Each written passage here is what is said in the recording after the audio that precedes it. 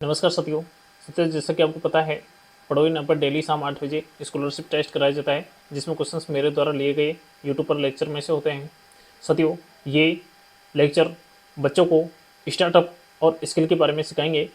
तो साथियों, इस क्रम में अपन पढ़ रहे थे स्टार्टअप और खुद का बिजनेस यानी कि व्यवसाय कैसे करें। तो उस क्रम में आप थोड़ा सा इसको रीड कर लीजिएगा और इसी में से क्वेश्चन आएंगे। तो चलो चलते हैं, देखते हैं कौन कौन से आज के क्वेश्चन बन सकते हैं और उन क्वेश्चन को मैं एक्सप्लेन करूंगा। उन सारे क्वेश्चन को आप ध्यान से नोट कर लेना और जो भी आपको उचित आंसर लगे वो आप आंसर कर देना। तो चलो देखते हैं व्यवसाय बिजनेस के बारे में आगे। तो साथियों, इस तरीके से अपन पढ़ रहे थे व्यवसाय बिजनेस के बारे में।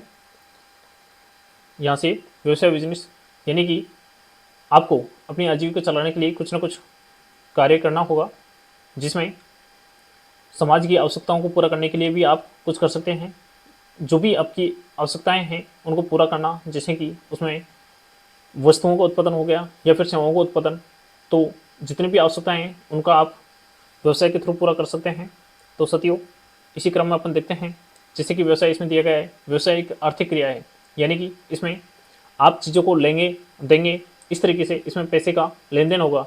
यानी कि आर्थिक से मतलब है कि व्यवसाय उस टाइप से होना जहाँ प्रॉफिट छिपा हुआ हो, और जो आप प्रॉफिट कमाओगे उससे आगे का जो आप सृजन करोगे, यानी कि समाज के लिए जो आवश्यकताएं हैं उनको आप पूरा करोगे। और इसी के साथ में आप जो प्रॉफिट कमाओगे उसका कुछ हिस्सा अपने बिजनेस या व्यवसाय को आगे बढ़ाने के लिए आप उसमें से इन्वेस्ट करोगे, ताकि आपका व्यवसाय लंबे समय तक रुका रहे और आगे बढ़कर के नए रोजगार का सृजन कर सके। तो साथियों, इसलिए प्रॉफिट भी कमाना जरूरी है अपने व्यवसाय के अंदर। वो जरूरी है कि सामाजिक उद्देश्य उनको भी पूरा करे और रोजगार का भी सृजन करे। तो अपन जानते हैं व्यवसाय के बारे में। व्यवसाय एक ऐसी आर्थिक गतिविधि है जिसका उद्देश्य वस्त्र, वस्तुओं, सेवाओं का उत्पादन करना और उनका विक्रय करके लाभ कमाना है। ये इसका मेन उद्देश्य है। इसमें एक या एक से अधिक व्यक्तियों का निवेश और प्रयास शामिल होता है। साथियों, जब आप अपना खुद का व्यवसाय करोगे तो उसमें आप ही नहीं, बहुत से व्यक्तियों की जरूरत होती है। जैसे कि आपने किसी वस्तु या सेवा का उत्पादन किया तो उसको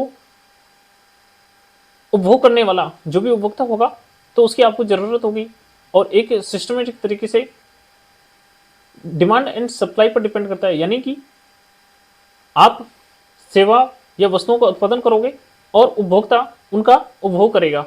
इस तरीके से यह एक योजना के तहत चलाया जाता है। यानी कि इसमें जरूरी है कि एक क्रमबद्ध तरीके से एक प्लान हो। यह एक योजना के तहत चलाया जाता है, यानी कि बिजनेस या व्यवसाय के अंतर्गत एक प्लान होता है कि हमें इतने टाइम में इतना उत्पादन करना है, इतना हमें प्रॉफिट लेना है। तो इस तरीके की ये सारी चीज़ें इसमें जुड़ी हुई होती हैं, और इसके जरिए किसी समाज या बाजार में आवश्यक वस्त्रों या सेवाओं की आपूर्ति की जाती है, जो कि डिमांड है। इसी तरीके से इसके कुछ उद्देश्य हैं, जैसे कि लाभ कमाना। आपको पता है कि व्यवसाय को यदि बाजार में लंबे समय तक टिकना है तो लाभ तो कमाना होगा। तो ये आप यहाँ से देख लो, जैसे कि किसी भी व्यवसाय का मुख्य उद्देश्य लाभ कमाना होता है। व्यवसाय द्वारा उत्पादित सामान या सेवाओं को बेच करके पैसा कमाया जाता है, इस तरीके से, है ना। तो अब यहाँ से मैं बनने वाली जो कुछ क्वेश्चंस हैं उनको मैं एक्सप्लेन कर देता हूँ। जैसे कि यहाँ से क्वेश्चन बन सकता है, व्यवसाय कौन सी क्रिया है। जैसे कि यहाँ से बनने वाले कुछ क्वेश्चंस को मैं एक्सप्लेन कर देता हूँ। व्यवसाय एक आर्थिक गतिविधि है, तो ये क्वेश्चन जैसे यहीं से बन सकता है। क्वेश्चन को नोट करिए, व्यवसाय एक कैसी गतिविधि है। तो यहाँ से क्वेश्चन आएगा तो आप सीधा बता सकते हैं कि कैसी है, आर्थिक गतिविधि है। और क्वेश्चन बन सकता है जैसे कि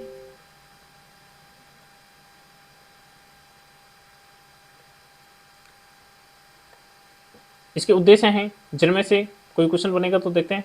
लाभ कमाना, ये तो आपको पता है कि लाभ कमाना है। जैसे कि सामाजिक उद्देश्य है, सामाजिक उद्देश्य में ये छिपा होता है कि समाज में बहुत सारी वस्तुएं या सेवाओं की आवश्यकता होती है, उसको पूरा करने के लिए कोई भी व्यवसाय होता है जो कि उचित रेट पर और जो समय समय पर जो आवश्यकताएं हैं उनको पूरा कर दे, वे ही इसका सामाजिक उद्देश्य है। और सामाजिक उद्देश्य में जैसे कि आप बहुत सारी आवश्यकताओं को पूरा करते हैं तो वही है इसमें। जैसे और आप रीड कर लो एक बार, व्यवसाय समाज के लिए उपयोगी उत्पाद और सेवाएं प्रदान करता है, जैसे कि शिक्षा हो गया, स्वास्थ्य हो गया, परिवहन हो गया इत्यादि, है ना। और जैसे कि रोजगार का सृजन करना, आपको पता है कि व्यवसाय जो होगा तो उसमें ज़रूरत होगी लोगों को काम करने की, तो इसमें रोजगार का भी सृजन होगा। व्यवसाय द्वारा रोजगार का अवसर उत्पन्न होता है जिससे लोगों की आय होती है, ठीक है। तो जैसे कि यहाँ से अपन देखते हैं कि क्वेश्चन बन सकता है कि व्यवसाय का सामाजिक उद्देश्य क्या है, तो यहाँ से क्वेश्चन बनेगा। सेकंड क्वेश्चन नोट कर लो कि सामाजिक उद्देश्य क्या है व्यवसाय का, तो आप यहाँ से रीड कर करके ये मैंने आपको बता दिया है कि मेन उद्देश्य है कि समाज की जो आवश्यकता है उनको पूरा करना। आगे अपन देखते हैं व्यवसाय के प्रकार। तो साथियों इसमें व्यवसाय के प्रकार में आता है, व्यवसाय के विभिन्न रूप होते हैं जो संचालित करने के तरीके और उसके आकार पर निर्भर करते हैं। जैसे कि व्यवसाय सीधा सीधा मैं आपको बताऊं कि या तो आप खुद कोई भी स्टार्टअप कर सकते हो खुद का, या फिर आपको लगता है कि यार मुझे कोई स्किल बनना है या फिर पैसे की ज़रूरत है, तो आप किसी बंदे को साथ में लेकर के व्यवसाय कर सकते हो। वो हो गया आपके साझेदारी में। आप यदि खुद कर रहे हो तो वो गया सोल प्रोप्राइटर, यानी कि खुद का निजी है। उसमें इसमें क्या क्या डिफरेंस होते हैं वो भी मैं आपको बताता हूँ। एक होता है कॉरपोरेशन, यानी कि जिसमें आप पूरा कानूनी रूप से संचालित कर सकते हो और आगे जा करके उसके शेयर निकाल सकते हो। जो कर रहे हो उसमें आपको रिस्क ज़्यादा होगी क्योंकि उसमें सब कुछ आप ही कर रहे होंगे। साझेदारी वाला है उसमें थोड़ी सी रिस्क कम हो जाती है, ताकि जैसे कोई नफ़ा नुकसान होता है तो उसमें सेटल हो जाता है कि यार उसको भी हुआ है तो मुझे भी हुआ है, तो उसमें थोड़ा पैसे का रिस्क कम हो जाता है। उसके बाद में निगम वाला है, उसमें आपको बिल्कुल रिस्क नहीं होती, पर उसमें कानूनी दावपेच जो होते हैं वो थोड़े से ज़्यादा हैं। तो इस तरीके से अपन उस पर डिटेल में जानते हैं कि एक बार अपन इसको रीड कर लेते हैं। जैसे कि एकल स्वामित्व, इसके बारे में पढ़ते हैं। सोल प्रोप्राइटरशिप, यह एक ऐसा व्यवसाय है जिसे एक व्यक्ति द्वारा संचालित किया जाता है। इसमें व्यवसाय के सारे निर्णय उसी व्यक्ति के द्वारा, यानी कि सब कुछ आपके हाथ में होता है क्योंकि और कोई बंदा होता ही नहीं है। इसमें यह सबसे सरल प्रकार का व्यवसाय है, लेकिन इसमें जोखिम अधिक होता है क्योंकि नुकसान की स्थिति में मालिक की व्यक्तिगत संपत्ति का भी नुकसान हो सकता है। यानी कि सब कुछ निर्णय आप ले रहे हो, कितना आप प्रॉफिट कमाते हो, कितना आप नुकसान में जाते हो, सब कुछ भरपाई आपको ही करनी है। उसके बाद में साझेदारी, इसमें कोई खास डिफरेंस है नहीं, बस इसमें इतना सा है कि यदि आप पार्टनरी में कोई वर्क करते हो तो उसमें आपको जैसे वर्क का लोड है वो कम हो जाएगा, पैसे की जो दिक्कत है वो कम हो जाएगी। मतलब आप जानते हो कि आप जैसा दूसरा पार्टनर, तो इस तरीके से आप इसको एक बार रीड कर लो। इसमें दो या दो से अधिक मिलकर के व्यवसाय शुरू करते हैं। लाभ और नुकसान साझेदारी में होता है, मतलब जो भी लाभ कमाया या नुकसान हुआ तो वो दोनों के बीच में होगा। साझेदारी व्यवसाय में किसी जोखिम होते हैं, लेकिन इसमें पूंजी की अधिक उपलब्धता होती है। भाई सीधी सी है, उसमें कोई दिक्कत नहीं है कि जो करेंगे तो बड़ा व्यापार होगा, बड़ा बिजनेस होगा, तो उसमें पैसे की तो आवश्यकता होगी ही। अब इसको ध्यान से देखिएगा, निगम मालिकों, कॉरपोरेशन, ये इंपॉर्टेंट है। बड़ी जिस तरीके से आप कंपनी रजिस्टर कराओगे तो उसमें एक निगम एक कानूनी रूप से स्थापित संगठन होता है जिसमें शेयरधारक होते हैं। साथियों यहाँ से आप ध्यान से समझिएगा, पूरा एक संगठन होता है कानूनी रूप से, गवर्नमेंट रजिस्टर होता है जिसमें शेयरधारक होते हैं।